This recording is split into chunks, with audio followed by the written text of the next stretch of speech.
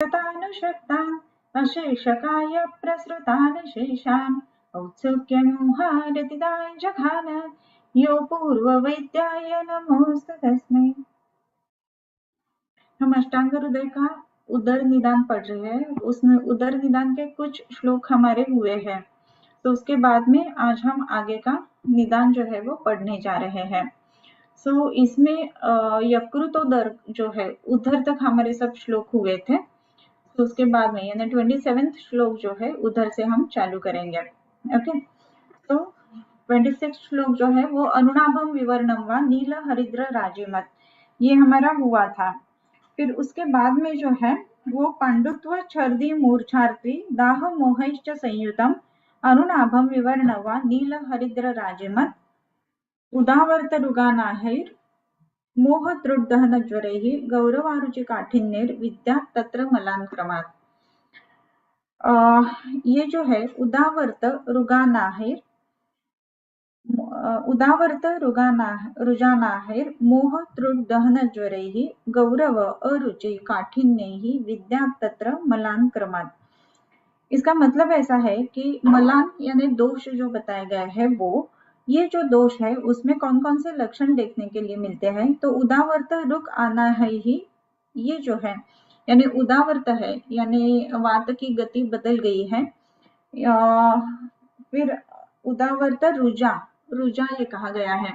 सो रुजा अगर रहती है तो वो भी वात का लक्षण है, और आना ये जो लक्षण है वो भी वात का लक्षण बताया गया है। उसके बाद में जो लक्षण आते हैं वो है दाह त्रुट दहन ज्वरैः, मोह त्रुट दहन ज्वरैः। मोह इसका मतलब है कि कार्य अकार्य विवेक, क्या करूं क्या ना करूं, ये अगर इसमें तय नहीं हो पा रहा है तो उसको मोह ऐसे कहा जाता है। सो मोह त्रुट तृषा, ये भी एक लक्षण इसमें बहुत ही महत्वपूर्ण आता है। और है दहन ज्वरैः, दहन दाह, बहुत ज्यादा शरीर का दाह होता है, ज्वर भी उत्पन्न हो जाता है। गौरव अरुचि काठिन्यैः, ये जो है वो कफ के लक्षण बताए गए हैं। गौरव रहता है, अरुचि है, और काठिन्य शरीर में कठिनता उत्पन्न हुई है। गौरव यानी बहुत अंग भारी लगता है। ये सब जो लक्षण है वो विद्या तत्र मलान्क्रमात्, ये उधर में कौन से लक्षण कौन से दोष के कारण है ये दिखाने के लिए कहा गया है। सो उदावर्त है, रुक है, आनाह है तो वात है, मोह है, दाह है, त्रुट है, ज्वर है, तो ये हम पित्त के लक्षण देख सकते हैं।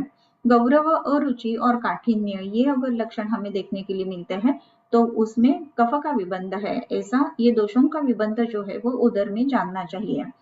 प्लीहवत दक्षिणात् पार्श्वात् कुर्यात् यकृदपिच्युतम्, हमने प्लीहोदर देखा, वो कैसे नापते हैं वो भी देखा कि जो रिप का केज रहता है, रिप केज के ऊपर एक फिंगर रखना है, और वो जो प्लीहा वृद्धि रहती है वो टूवर्ड्स अम्बिलिकस ऐसी रहती है। सो उसके हिसाब से वो प्लीहा वृद्धि कितनी है, प्लीहोदर कितना है, वो भी हम उसमें देख सकते हैं। वैसे ही प्लीहवत दक्षिणात् पार्श्वात् कुर्यात् यकृत अपिच्युतम्, वैसे ही दक्षिण पार्श्व यानी राइट सबकोस्टल एरिया जो है उसमें ये लीवर जो है, ये यकृत जो है वो च्युत हुआ है या फिर वो बढ़ा हुआ है, ऐसे हमें देखने के लिए हमारे एग्जामिनेशन में आता है।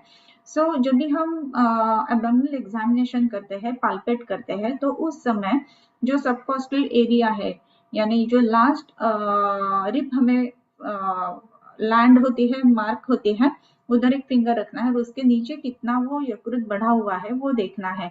सो प्लीहवत दक्षिणात् पार्श्वात् कुर्यात् यकृदपिच्युतम्, ऐसे यकृत भी बड़ा हो जाता है तो उसको यकृत दाल्योदर या फिर यकृतोदर ऐसे कहता है। सो ये जो श्लोक हुए ये प्लीहोदर और यकृतोदर इसको एक्सप्लेन करते हैं। फिर उसके बारे में जो है वो पक्ष्म वाले सहानेन भुक्तिर्बद्धायने गुदे, इधर से बद्धोदर जो है वो बताया गया है। पक्ष्म यानी जो आई लैशेस रहते हैं, पक्ष्म वाले ही यानी जो आई लैशेस रहते हैं या फिर उसके जो केस यानी जो बाल रहते हैं, वाले ही नाम बाले ही, बाल यानी जो खाने में कभी कभी केस यानी बाल आ जाते हैं उसके कारण सह अन्नेन, अन्नेन सह पक्ष्म वालैहि, अन्न के साथ अगर बाल शरीर में जाते हैं, यानी हम जो कोई भी खाना खाते हैं उसके साथ में अगर बाल निगल लिए जाते हैं, पक्ष्म यानी जो आईलैशेस रहे वो अगर निगल लिया जाता है तो क्या होता है, पक्ष्म वाले सहानेन भुक्तैहि, अगर वो खाया जाता है तो बद्धा यानी गुदे, गुदे को विबद्धता आ जाती है, वो जो बाल है उसके कारण शरीर में बद्ध गुदोदर हो जाता है। दुर्नाम भी उदावर्तैहि अन्यैहि वा आंत्रोपलेपिभिः, दुर्नाम भी, दुर्नाम यानी अर्श, अर्श के कारण भी उदावर्त हो जाता है। सो इस उदावर्त के कारण भी ये बद्ध गुदोदर हो जाता है। बद्ध गुदोदर जो है उसको आजकल की भाषा में जिसे हम इंटेस्टाइनल ऑब्स्ट्रक्शन कहते हैं वो हम इसमें कह सकते हैं। इंटेस्टाइनल ऑब्स्ट्रक्शन में हमेशा ऐसे नहीं है कि उसका फुल लुक जो है बना हुआ है, जो इंटेस्टाइन्स है उसका, फिर क्या हो जाता है उसका जो पेरिस्टाल्टिक मूवमेंट्स है वो एकदम स्लगिश या फिर एकदम बंद हो जाता है। सो ये क्यों होता है, सो उदावर्त के कारण होता है, और ये उदावर्त क्यों होता है तो अर्श के कारण होता है। सो अर्श जो है उसके कारण भी उदावर्त होके ये बद्ध गुदोदर उत्पन्न हो सकता है। अन्य ही वा अंतर उपलेपी भी, आंत्र जो है इंटेस्टाइन जो है उसके अंदर अगर कुछ उपलेप हुआ है या फिर ऊपर से कुछ उपलेप हुआ है, ऐसी अगर बात होती है तो वो एक दूसरे को चिपक के, यानी जैसे इंटू ससेप्शन है या फिर लूप्स रहते हैं, ऐसी अगर बातें हो जाती है तो उसके कारण भी उदावर्त हो जाता है और ये बद्ध गुदोदर उत्पन्न हो जाता है। सो इसमें अलग अलग संप्राप्ति यानी अलग अलग कारण बताए गए हैं। जो बाल खाए जाते हैं, पक्ष्म गलती से शरीर में निगल लिए जाते हैं उसके कारण ये बद्ध गुदोदर हो जाता है, अर्श के कारण ये बद्ध गुदोदर हो जाता है, अंतर उपलेप के कारण ये बद्ध गुदोदर हो जाता है। फिर इसमें संप्राप्ति कैसे, वर्चः पित्त कफान रुद्ध्वा करोति कुपितो अनिलः, वर्चः, वर्चः यानी जो पुरुष है वो पित्त कफान रुद्ध्वा, पित्त और कफ जो है उसको रोध करके उसकी गति बदल के क्या करता है, करोति कुपितो अनिलः, ये जो वात है उस वात की विकृति हुई है। सो ये विकृत वात जो है उसके कारण पित्त और कफ इनका रोध हो जाता है और वर्च जो यानी जो पुरुष है वो भी उसी में पड़ा रहता है, आंत्रों में पड़ा रहता है। सो वो पास नहीं होता है। सो हम कभी भी कोई भी पेशेंट जो बद्ध गुदोदर का इंटेस्टाइनल ऑब्स्ट्रक्शन का अगर देखते हैं तो ऑब्स्ट्रक्शन जब भी रहता है तो पेशेंट को टिपिकली अगर हम कहेंगे तो मोशन जो है वो पास नहीं होती है। इवन कोई भी ऑपरेटिव के बाद पहली इंपॉर्टेंट बात जो रहती है ना, यूरिन पास हुआ है और मोशन पास हुआ है, ये दोनों जो बातें हैं वो देखने के लिए बहुत ही महत्वपूर्ण रहते हैं। मोशन पास होती है तो इसका मतलब है पेरिस्टाल्टिक मूवमेंट जो है वो रीएस्टेब्लिश हुए है। सो यही बात इसमें हम देखते हैं कि पेरिस्टाल्टिक मूवमेंट्स नहीं है और इसी के लिए बद्ध गुदोदर यानी आंत्र जो है, इंटेस्टाइन जो है वो एकदम ही ठप्प हुए है, उसका कार्य नहीं हो रहा है। सो वर्च पित्त कफान रुद्ध्वा करोति कुपितो नीलः अपानो जठरं तेन स्युः दाह त्रुट क्षवाः ज्वर क्षवाः। अपानो जठरम यानी अपान की विकृति के कारण जठर उदर जो है वो उदर हो जाता है। इसका मतलब ऐसा है कि बद्ध दौर जो है उसके कारण इंटेस्टाइन के बाहर यानी जो हम फ्लूइड कहते हैं वो जमा हो जाता है। सो अपानो जठरम, जठर उत्पन्न हो जाता है, फ्लूइड जमा हो जाता है, उसके कारण क्या होता है, स्युः दाह ज्वर त्रुट क्षवाः, दाह उत्पन्न होता है, ज्वर उत्पन्न होता है, तृषा आ जाती है, क्षव यानी बहुत ज्यादा छींके आ जाती है पेशेंट को। ये सब जो लक्षण है ये हमें इसमें देखने के लिए मिलते हैं। सो कौन कौन से लक्षण है ये आगे जाके सब बताया गया है। सो करोति कुपितो नीलः कासश्वासोरुसदनं शिरोरुक् नाभिपायुरुक्, कास श्वास इसमें उत्पन्न हो जाता है। ये कास श्वास जो भी उत्पन्न हो जाता है तो कास क्यों उत्पन्न होगा, इधर हमने देखा कि वात की गति रुद्ध होके ये बद्ध गुदोदर हो रहा है तो इसी के कारण श्वास उत्पन्न हो जाता है, कास उत्पन्न हो जाता है, क्योंकि दोनों की संप्राप्ति अगर हम देखते हैं तो संप्राप्ति कैसी रहती है इनकी भी, तो विकृति जो अपान की है उसके कारण ये बद्धता आ जाती है और इसकी बद्धता के कारण ही यही होता है। सो कास श्वास ये दोनों की जो संप्राप्ति है वो भी वायु की गति विकृत होने से, वायु की गति रुद्ध होने से होती है। इसी के लिए इसमें कास और श्वास ये दोनों लक्षण भी देखने के लिए मिलते हैं। कास श्वासोरुसदनम शिरोरुत, नाभि पायुरुक। उसके बाद में जो लक्षण आता है उसमें शिरोरुत, नाभि पायुरुक, शिरोरुक, रुत रुक, नाभि रुक और पायु रुक। शिरों में गौरव या फिर रुजा उत्पन्न हो जाती है, हेडेक बहुत ज्यादा होता है, हृदय प्रदेश में बहुत ज्यादा पीड़ा होती है, नाभि में पीड़ा होती है, पायु यानी जो गुदक प्रदेश है उसमें भी पीड़ा हो जाती है। मलसंगो, अरुचि, छर्दी, उदरम मूढ़ मारुतम। मल संगहा, मल का संग हो जाता है, मल जो है वो प्रवर्तित नहीं होता है, ऐसे बद्धोदर जो लक्षण है उसमें अरुचि रहती है। मल प्रवृत्ति नहीं होगी तो अरुचि ही रहेगी, सो इसी के लिए अरुचि होती है। छर्दी, जो शरीर में पड़ा हुआ मल है या फिर जो अन्न है वो बाहर नहीं निकल रहा है मल प्रवृत्ति के बंद होने के कारण, सो उसमें उदावर्त हो जाता है। और उदावर्त होने के कारण हम इधर एक लक्षण देखते हैं, वो है छर्दी, यानी अगर मोशंस को नहीं हो रहे हैं पेशेंट को तो वो पेरिस्टाल्सिस रिवर्स होके छर्दी उत्पन्न हो जाती है। फिर उसके बाद में और भी एक लक्षण बताया गया है, वो है उदर। इस पेशेंट में उदर है यानी फिर से हम जो फ्लूइड बोलते हैं वो जमा हो जाता है, जो इंटेस्टाइन्स है उसके बाहर का जो पोर्शन रहता है, जो पेल्विक एरिया है उसमें। सो उदरम मूढ़ मारुतम, उदर इसमें कैसा रहता है, मूढ़ मारुत, यानी जो वायु है उसकी गति मूढ़ हुई है, उसकी कोई प्राकृत गति है ही नहीं, इसी के लिए बहुत ज्यादा स्तब्धता उस पेशेंट को महसूस होती है जब भी पेशेंट ये बद्ध उदर इसके लक्षण दिखाता है, तभी ये उदर स्तब्धता ये लक्षण उसमें है।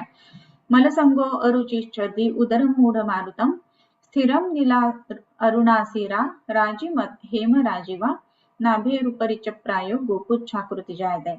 अभी इसमें जो सीरा है वो कैसे है, स्थिर है, नील वर्ण के है, अरुण वर्ण के है सीरा।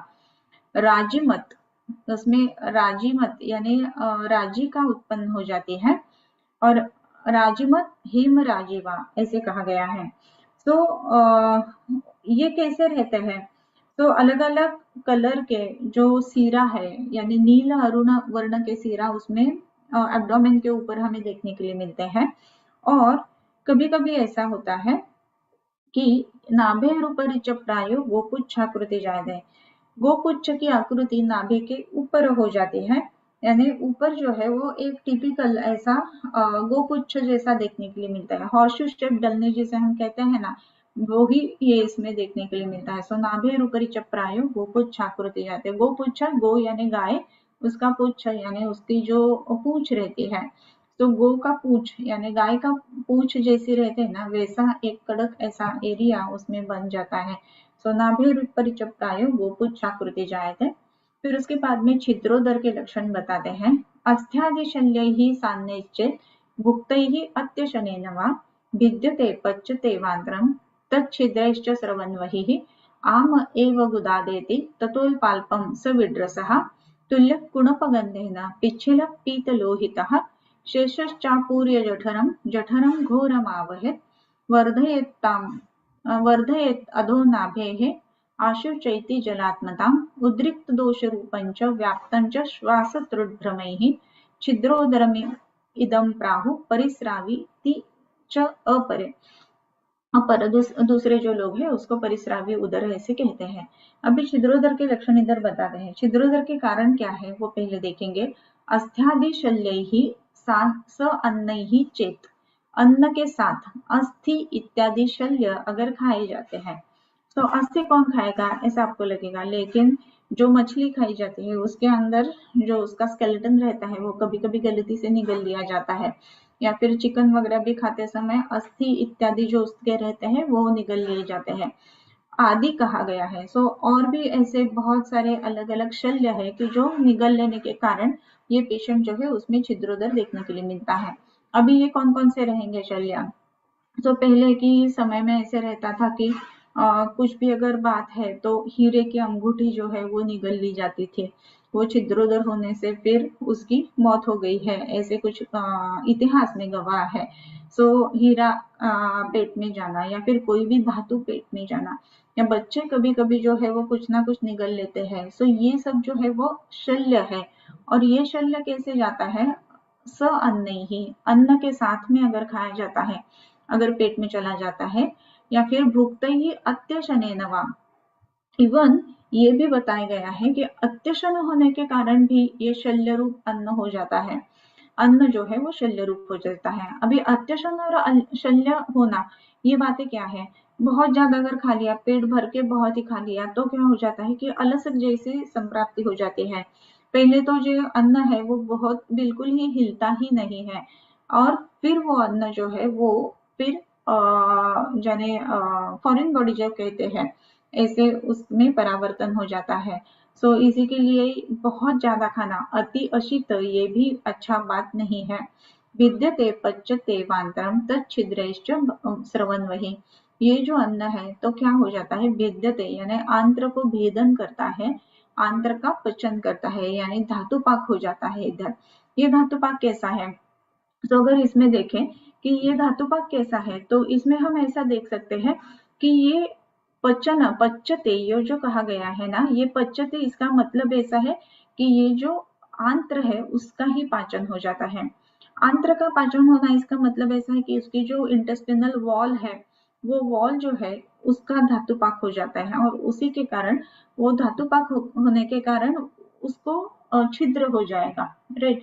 जैसे कि हम देखते हैं कि अपेंडिक्स या फिर अपेंडिसाइटिस के जो पेशेंट्स रहते हैं, तो उसमें ऐसे बहुत बार पेशेंट्स के डॉक्टर जो रहते हैं वो कहते हैं कि अपने टाइम पर लेके आए, अदरवाइज वो अंदर ही फट जाता है। ये फटना जो बात है वही है छिद्रोदर, राइट। ये फटता क्यों है, क्योंकि उसका जो इंटेस्टिनल वॉल जो है उसमें धातुपाक हो जाता है, इसी के लिए आंत्र का पचन होना यानी इंटेस्टिनल वॉल का पचन होना, ये बात उसमें रहती है। सो ये हमें जानना चाहिए कि भिद्यते पच्यते वा आंत्रम, आंत्रम भिद्यते व आंत्रम पच्यते, ऐसे कहा गया है। आंत्र जो है उसी का पाक हो जाता है, और वो भेद हो जाता है उसका। ये आंत्र का पाक, आंत्र का भेद, ऐसे जब भी हम कहेंगे तो उसमें क्या क्या लक्षण उसके देखने के लिए हमें मिलेंगे, ये भी देखना बहुत ज्यादा जरूरी है। सो भिद्यते पच्यते वांत्रम तच्छिद्रैश्च स्रवन बहिः, बहिः तच्छिद्रैः स्रवन, यानी वो जो छिद्र बना है, अभी इंटेस्टिनल वॉल है उसका पचन हो गया, उसका धातुपाक हो गया, सो उसको भेद हो गया। सो इंटेस्टिनल वॉल जो है वो अगर ओपन अप हो गई, सो उसमें क्या हो जाएगा, उसी से बही ही स्रवन, ये जो आहार है, जो कुछ भी लिया हुआ या फिर जो कुछ भी जो हम फॉरेन बॉडी जैसा आहार एक्ट कर रहा है, ऐसा जो है वो स्रवन वही, बही ही, बही यानी जो इंटेस्टाइन है उसके बाहर उसका स्राव हो जाता है, स्रवन बही। आम एव गुदादेति ततोल्पाल्पम स विड्रसः, गुदात एति आम एव, गुद से सिर्फ पिच्छा स्राव जैसा हो जाता है, आम ही बही ही निकलता है, उधर से ये जो हम मल कहेंगे वो नहीं बाहर निकलता है। आम एव गुदादेति ततोल्पाल्पम स विड्रसः, सो विड्रस जो है वो अल्पाल्प धीरे धीरे करके गुदा से निकलता है। लेकिन ये कैसा हो गया, अभी जो आंत्र है उसी में ये पड़ा हुआ है और शल्यभूत हुआ है, सो ये शल्यभूत है तो उसमें कुछ लक्षण उसके भी पाए जाएंगे।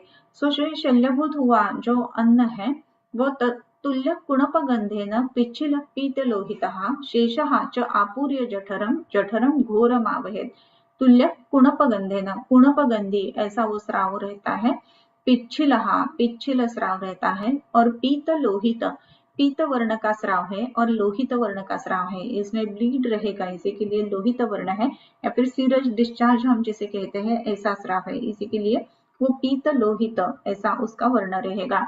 और फिर इसमें और भी एक बात आ जाती है, पीत लोहित वर्णितः शेषः च आपूर्य जठरम, शेषः, शेषः यानी जो अंदर है, जो इंटेस्टाइन में ही शेष बच्चा है, वो स्राव क्या हो जाता है, आपूर्य जठरम, वो जो इंटेस्टिनल वॉल है जिसको छेद हुआ है उसी से बाहर निकलकर जो एब्डोमिनल कैविटी है उसको आपूरण करता है। सो जठरम आपूर्य, वो जठर यानी एब्डोमिनल कैविटी जो है उसमें वो सब जो सीरस डिस्चार्ज है वो चला जाता है। सो ये जो ट्रांसुडेट हम जिसे कहते हैं वो बाहर निकलता है। शेषश्च आपूर्य जठरम, जठरम घोरमावहेत्, ये जो जठर है छिद्रोदर वाला, वो घोर यानी बहुत चिकित्सा के लिए दुष्चिकित्सक ऐसा है, इसी के लिए उसको घोर ऐसा कहा गया है। जठरम घोरम आवहे। जठर जो है वो ये विकृति क्यों है, क्योंकि इसमें पेशेंट, हम बहुत सारे जो हॉस्पिटल्स में काम करते हैं तभी देखते हैं कि पेशेंट शॉक में रहता है, बीपी एकदम डाउन हो जाता है जब भी ये इंटेस्टिनल ऑब्स्ट्रक्शन होके फिर इंटेस्टाइन्स फट जाते हैं तभी। ये बातें महत्वपूर्ण है। शेषश्चापूर्य जठरम जठरम घोरमावहेत् वर्धयेत् तद् अधोनाभेः आशुचैति जलात्मताम्। वर्धयेत् तद् अधोनाभेः, नाभि के अधोभाग में उसका वर्धन हो जाता है, वो बड़ा हो जाता है।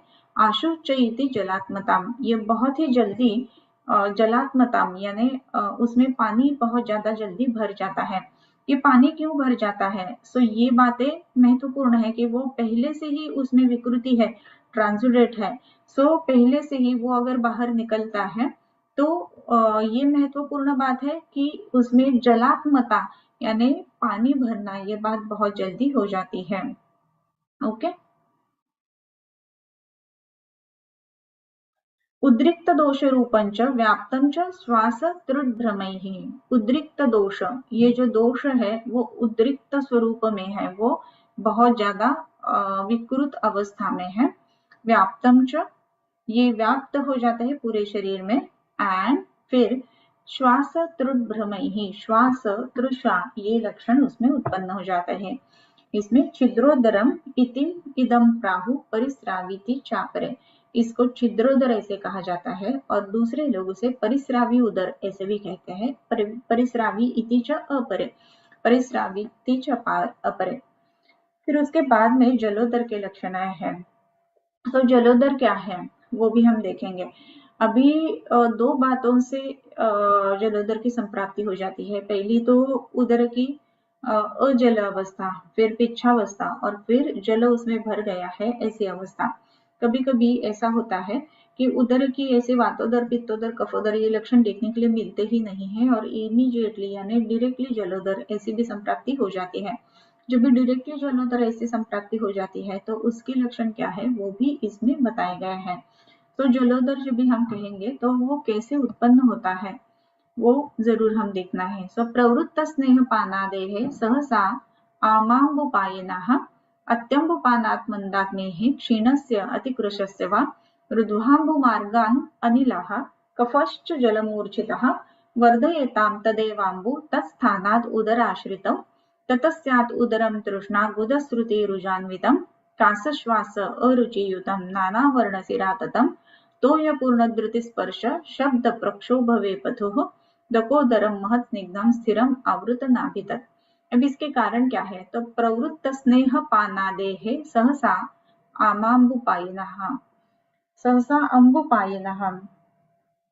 अभी इसमें क्या है? प्रवृत्त स्नेह पानादे, स्नेहपान जो करता है उसमें आम अम्बुपायिनः, जो स्नेहपान क्या उपचार या फिर परिशीलन कहा गया है, उसमें उष्णोदकोपचारी ऐसे कहा गया है। उसने क्या करना चाहिए कि गर्म जल है वो उसको खाना है, राइट। गर्म जल वो पी रहा है, ऐसा अगर नहीं करता है, प्रवृत्त स्नेहपानादेः, स्नेहपान कर रहा है लेकिन ठंडा जल पी रहा है, तो ये बात सही नहीं है। स्नेहपान करते समय हमेशा ही जो जल है वो उष्ण होना चाहिए। अगर ऐसी बात नहीं होती है तो ये जलोदर का एक लक्षण या फिर कारण हो सकता है। सहसा आमाम्बुपायिनः, आम अम्बुपायिनः जो ठंडा जल है वो अगर लिया जाता है, आम जल लिया जाता है। अत्यम्बुपानात् मंदाग्ने है, अगर मंद अग्नि है और अत्यम्बुपान होता है तो भी ये स्नेहपान करते समय अगर ठंडा जल लिया जाता है तो। और दूसरी बात है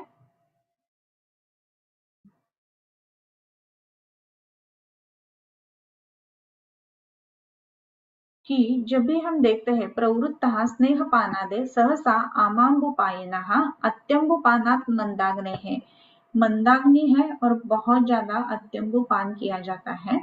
क्षीणस्य अतिकृशस्य वा मंदाग्नि, बहुत ज्यादा क्षीण है, अत्यम्बुपान किया जाता है, बहुत ज्यादा कृश है और अत्यम्बुपान किया जाता है, ऐसी अगर बातें रहती है तो उसमें क्या हो जाता है, जो संप्राप्ति है वो जलोदर की हो जाती है।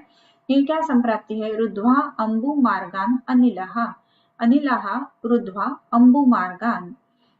वायु विकृत हुई है, वो वायु क्या करती है? जो वायु की गति है वो अंबुव स्रोत जो है उसका अवरोध किया जाता है वायु की गति के कारण, विकृत वायु की गति के कारण। अंबुव स्रोत जो है वो, सो अंबुवाही मार्ग जो है वो रुद्ध्वा कफहा च जल मूर्छितः, ये जो बहुत ज्यादा पिया हुआ पानी है वो जल मूर्छित कफ, यानी जल में जो कफ है वो मूर्छित होके वायु की गति विकृत कर देता है। और फिर ये जो जलवह या फिर जो अंबुवह स्रोतस है उसकी गति जो है वो रुद्ध्वा, उसकी गति जो है वो बंद करके या फिर उसका रोध करके वर्धयेताम तत्एव अंबु तत्स्थानात् उदराश्रितो, ये तत्एव अंबु वही पानी जो बहुत ज्यादा पिया है और जल मूर्छित हुआ है, कफ और जल इनका मूर्छना हुआ है, वो जो पानी है वो तत्स्थानात उस स्थान से, यानी जो पिया है जो उदर में है वो उदर आश्रित वर्धयताम, उदर से आश्रित होके ही पूरे शरीर में जो है वो अंबु बढ़ जाता है या फिर जो इंटेस्टाइन के बाहर है उसमें उसके ज्यादा सिक्रेशंस हो जाते हैं जिसको हम ट्रांसुडेट कहेंगे इसे। ततस्यात् उदरम तृष्णा गुदश्रुति रुजान्वितम, तभी ये उदर उत्पन्न हो जाता है। कोई भी शरीर में अगर विकृति है, कोई भी इन्फ्लेमेटरी चेंजेस है तो उसमें स्राव उत्पन्न हो जाते हैं, राइट। सो ऐसे जब भी शरीर में आमद सामता है और फिर अग्नि को पिधान करने वाले अगर खाना खाया जाता है, सो अग्नि बहुत मंद है, क्षीण है, अतिकृश है पेशेंट, और उसमें अगर बहुत ज्यादा जल पिया जाता है या फिर स्नेहपान करने वाला जो पेशेंट है वो अगर उष्ण जल नहीं पीता है, ठंडा जल पीता है, ऐसी अगर बातें रहती है तो वो जो जल लिया हुआ है वो कफ मूर्छित हो जाता है। सो इसके कारण शरीर में इन्फ्लेमेशन जैसे संप्राप्तियां हो जाती है। सो इसमें स्राव ज्यादा रहेगा, वो स्राव जो है वो एब्डोमिनल कैविटी में स्राव होगा और इसी के कारण ये जल जो है वो एब्डोमिनल कैविटी में जमा हो जाता है। वर्धयताम तत्एव अंबुः तत्स्थानात् उदर आश्रित, उदर आश्रित जो स्थान है उसमें वही पानी जो है वो बढ़ जाता है। ततस्यात् उदरम, फिर वो उदर उत्पन्न हो जाता है।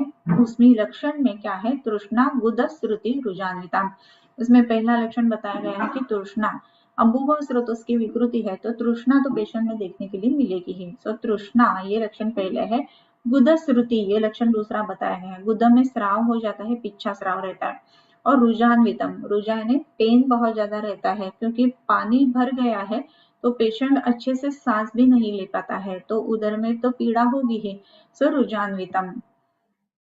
फिर कास श्वास अरुचियुतम, कास और श्वास ये लक्षण तो उसमें देखते हैं लेकिन ये मिलते ही है। इसका कारण यही है कि एब्डोमिनल मसल जो है वो भी श्वास लेने में मदद करते हैं। इधर एब्डोमिनल मसल जो है वो आतन यानी बहुत ज्यादा टेंसअप है तो वो सांस लेने में मदद नहीं करेंगे तो श्वास ये लक्षण उत्पन्न हो जाता है, कास ये लक्षण उत्पन्न हो जाता है।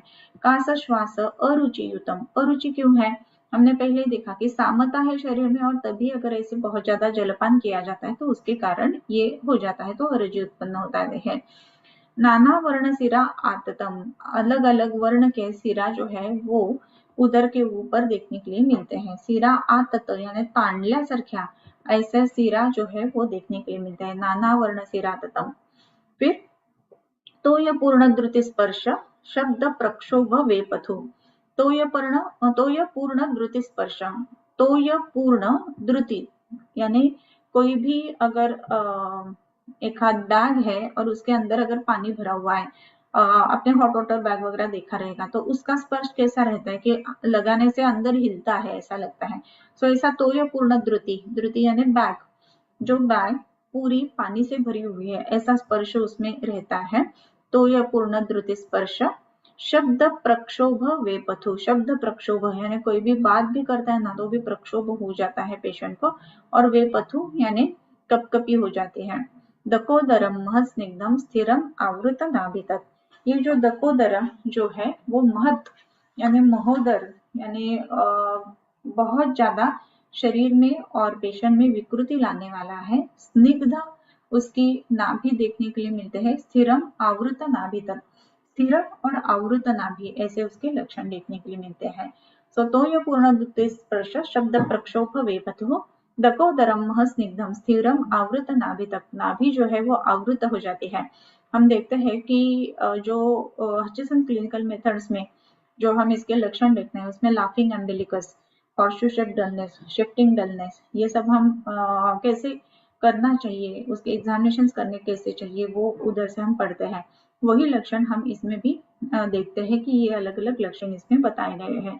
सो तोय पूर्ण द्रुत स्पर्श, ये जो है वो फ्लूइड थ्रिल जिसे हम कहते हैं वो है। तो कोई भी फ्लूइड भरी हुई जो बैग है उसको अगर हम टिस्की मारते हैं तो उसका जो बाउंस जो है वो मिलता है। सो फ्लूइड थ्रिल इसमें लक्षण देखने के लिए मिलता है। सो ये हुआ दकोदर या फिर उदकोदर। सो उसके बाद में के जो श्लोक है वो हम पढ़ के आज रुकते हैं, नेक्स्ट फ्राइडे फिर से मिलेंगे। दकोदरम महस्निग्धम स्थिरम आवृत नाभितत् उपेक्षया च सर्वेषु दोषाः स्वस्थानतश्च्युताः पाकाद्रवाः द्रवीकुर्युः सन्धिस्रोतो मुखान्यपि स्वेदश्च बाह्यस्रोतस्सु विहतस्तिर्यकास्थितः तद एव उदकम् आप्राप्य पिच्छां कुर्यात् तदा भवेत् गुरुदरं स्थिरं वृत्तम् आहतं च न शब्दवत् मृदु व्यपेतराजिकं नाभ्यां स्पृष्टं च सर्पति तदनूदकजन्मस्मिन् कुक्षि वृद्धिस्ततोऽधिकम् सिरांतर्धान उदकम जठरोक्तंच लक्षणम। अभी हमारे 39 श्लोक हुए, 40 जो श्लोक है उसे नेक्स्ट टाइम हम लेंगे, क्योंकि इसमें ऐसे कहा गया है कि उपेक्षा सर्वेशु, कोई भी उदर की अगर उपेक्षा हो जाती है, वातोदर की, पित्तोदर की, कफोदर की, बद्धोदर की या फिर छिद्रोदर की, कोई भी उदर की अगर उपेक्षा हो जाती है तो उसमें उदकावस्था यानी जातोदकावस्था उसको प्राप्त हो जाती है। सो ये वातोदर है, ये पित्तोदर है, इसी अवस्था में अगर उसको हम जान लेते हैं तो उसका चिकित्सा जो है ना वो हम अच्छे से कर लेंगे, तो ये उदकावस्था यानी जातोदकावस्था प्राप्त नहीं होती है। ये सबकी अगर उपेक्षा हो जाती है तो जातोदकावस्था प्राप्त होती है। वो कैसी होती है ये नेक्स्ट लेक्चर में देखेंगे। ओके, गुरुनी सद्भावाची अंजुळी मियावो फुले मोकळी अर्पिली अंग्रेवळी विश्वरूपाच्या गुरुनी सद्भावाची अंजुळी मियावो फुले मोकळी अर्पिली अंग्रेवळी विश्वरूपाच्या गुरुनी सद्भावाची अंजुळी मियावो फुले मोकळी अर्पिली अंग्रेवळी विश्वरूपाच्या।